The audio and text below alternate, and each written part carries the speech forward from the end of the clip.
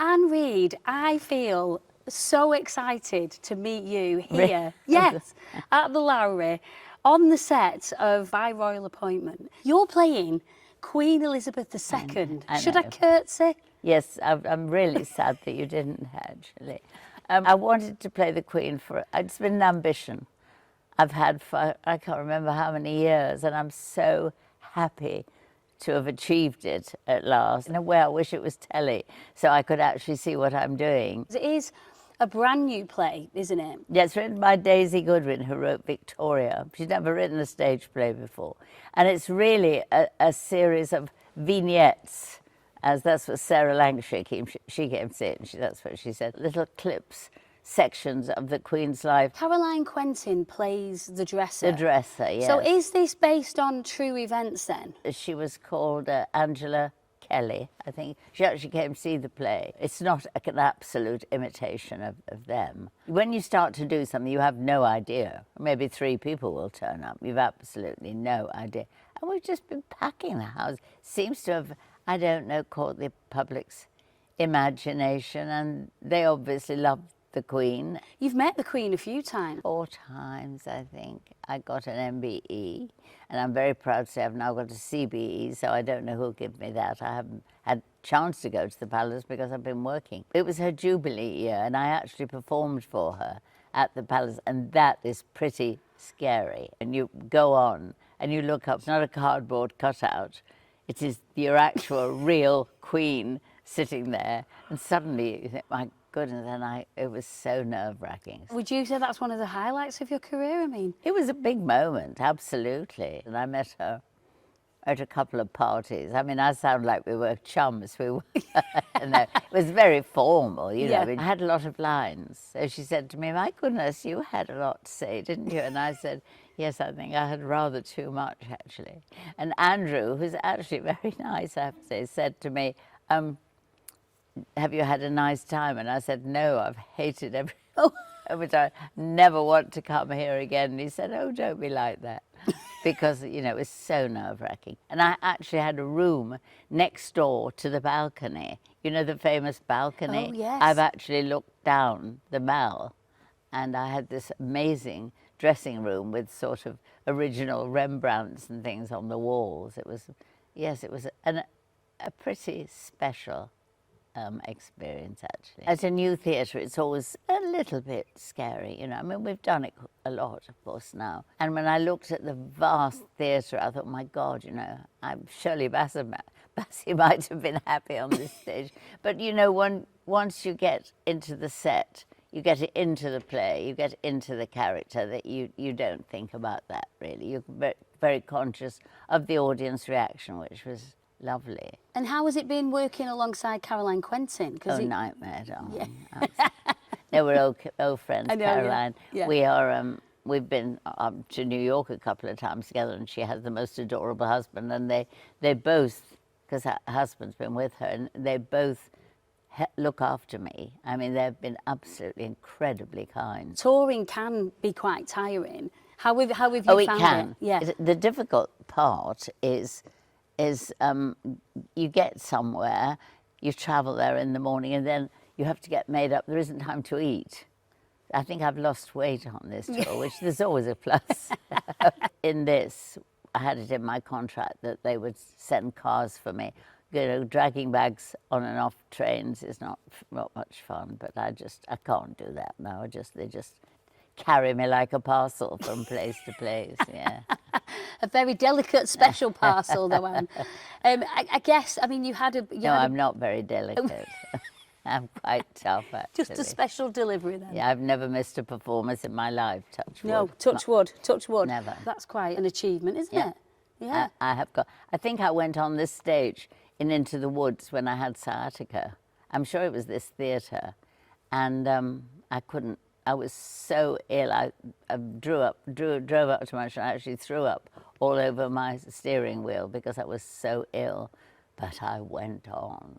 You Trojaned I said, on. I'll go on and I'll sing and I'll stand there, but I can't. I said, I can't dance. True professional, though. I know. True My professional. generation, you see, darling, they're wusses now. They go off with a slight sore throat. They do. You hippies They have got do. a bit of a sore throat. Yeah, I they can't do. stand unprofessionalism. I No. can't stand it. We've signed a contract to do it. People have paid a lot of Yeah. money for the tickets. My goodness, they're expensive now.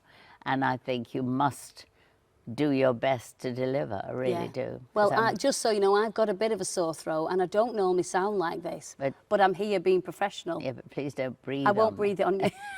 Are we allowed to say you had a milestone birthday in May? Everybody's talking about it. Yes, I'd prefer to forget it, but I can't. If anybody else tells me I'm amazing, I think I'll hit them. Actually. Okay, I won't tell you No, you're please amazing don't then, tell because me she's that. going to clobber me, Paul, to do Why that. would I retire? I just go as long as I possibly can. Yeah, they'll have to shoot me to get me off the stage. You're on Coronation Street for 9 years. I was thinking about the day I came up for my audition and got off the train at Piccadilly, and a friend met me, and we went. I was very nervous, so we went to Kendal Mill. There was a bar, so we had a lot of martinis, which I've never had before and never had since before I did my audition. So I was quite merry when I went down to Granada, and I think that's why I got it. Because you played Ken Barlow's first wife, Valerie, and she did come to a bit of a sticky end. They asked me, I said, I have to go.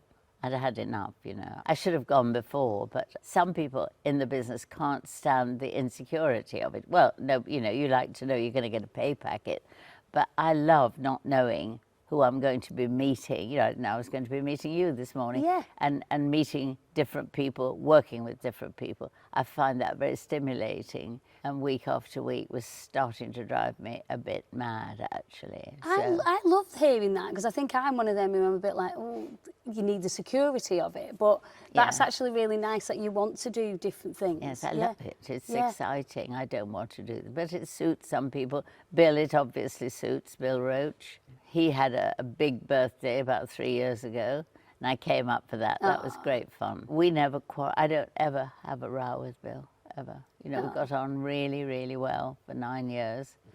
And of course, the oldies like Ina Sharples and things, and I haven't seen The Street for a long time. There was so much comedy in it. It was written basically as a northern comedy, I think, by Tony Warren. Tony Warren, yeah. And what a legend he was as well. Your husband used to work at Granada as Peter well, didn't Eckersley, he? yes, Yeah. he was head of drama. Well, he did a program called, he did everything at Granada. He was head of comedy for a bit. It was Mike Parkinson who actually introduced me to him in the pub. Where else? Really? Was it in the old school at Granada? Or any other pub? Was it Oh, darling, these long before your time. So the law courts are built over it now. It's called the New Theatre Inn, and everybody went. Do you know, I'll tell you a story. There was one night when we all got stuck in the fog in the pub. We couldn't get home, and we actually climbed over the back of the wall of Granada and got in and went into dressing and slept the night. I mean, you'd ring every bell in the place if you tried to do that. But it was like that in those days. We actually climbed over the wall and went back into Granada at midnight or something and slept in the building. I love that. Yeah, we could never do that now, could we? Well, no. They'd have to get the police would come, wouldn't they? I have to speak to you about when you worked with the late, great Victoria Wood. Oh, yes. On Dinner Ladies. What a sadness. My husband was the person who brought her to Granada, of course. He discovered her at Sheffield. Just bizarre, really, because she always thought of Thelma and I as the oldies. I could never have imagined. Well, you don't know, do you? No. What do people most recognise you for? I think Last Tango. Now, yes. And also, I tell you what was a big success, years and years, Russell T Davis's series, Years and Years, and I had a long speech in that, which I understand went viral, whatever that means.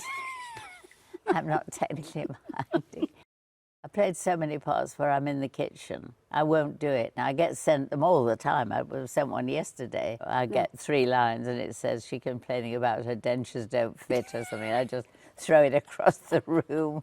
Women are not like that anymore. It is so lovely to see you here at the Lowry, and I could talk to you all day, Anne, honestly. I'm sure you have so many stories. Well, let's just talk all day then. Well, And I won't do the matinee. she's not doing the matinee, we're going to chat all day. We're just going to sit and chat. Yeah. We're going to have a drink. Yeah. Wine. Oh, anything. Oh, really. Cosmopolitans are my favourite. We'll have a cosmopolitan then. Let's do it. Yeah. Thank you so much. Thank you. Thank you.